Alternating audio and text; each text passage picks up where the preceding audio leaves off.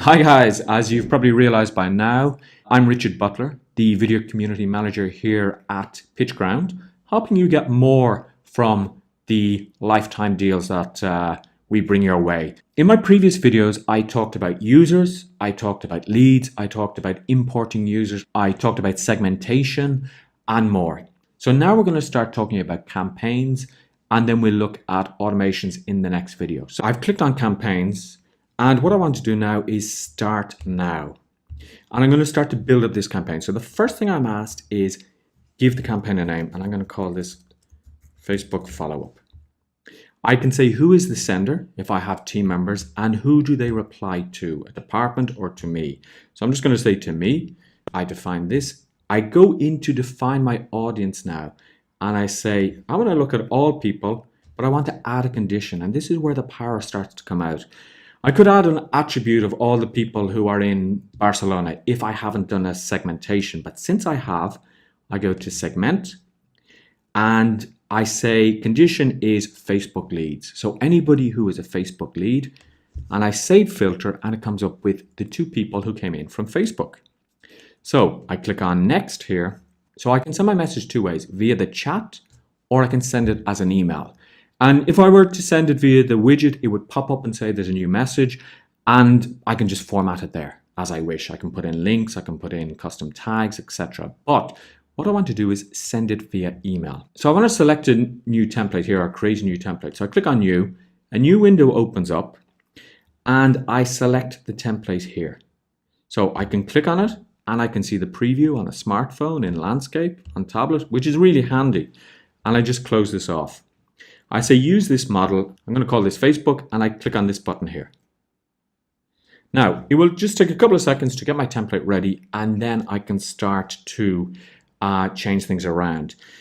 Now, one of the things just to be aware of here is your logo up here should be 300 pixels. And if I'm not sure, I can just go in here and I can see block properties, maximum width 300. So if the logo is smaller than 300 pixels, it will duplicate here and you'll see three versions of the logo. I'm actually going to get rid of that block there. And I get rid of it by just highlighting it and clicking on the bin. And I say yes, delete. So I'm just going to say thanks very much for checking out my link from Facebook. If there's anything that you need, I could add a new section here. And I could add an image, I could add text, I could add it like this, etc. So there's a lot of power here within the actual template to create really nice and really interesting layouts. Now remember, one of the issues is if there's too many images to load, it may load a bit slowly if somebody's on a slow connection. So I like to keep my messages quite simple. I probably would put a little graphic in here, a little picture of me, and then a tagline with a link back to my website. Now, when I've done this, I click on the green button to say OK. I go back here. I close off the window until I get back to this particular screen here, which says choose message. And I choose this one here, Facebook. And what I can do is I could actually put in custom attributes in the subject line if I wanted to. So attribute name. OK. And that will help, engage people because I see it's addressed to them. But what I'm just going to do is write your best subject. And this is my best subject. I could send a test email here. I could compose the email if I wanted to compose the email. And I'm happy enough with everything. So I click on the green button here to the next step. So it tells me my audience is all leads and users is inside the Facebook lead segment. I can choose when I want to schedule this. So I could schedule that for a particular day or a particular time, but I will say immediately, and then I click on send now. Now this will send off to those email addresses that don't exist. So I'm hoping that I will see bounces here. Okay, so I go back to list, and now it tells me here that it's sending, and in time what it's going to show me is how many were delivered, how many were opened, and how many were clicked.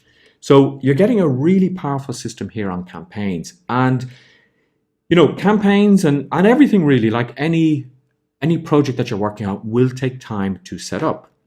But once you've actually set it up, it's going to start doing all the heavy lifting for you and all the follow-ups for you. So my advice would be to take time to look through the campaigns, set up a demo segment with just your email address in it and any other email addresses that you use so that you can test and see how it actually works. And then is to get creative and think about attributes and events and segments, etc., and really get this just working for you and making your business explode. I'll see you in the next video.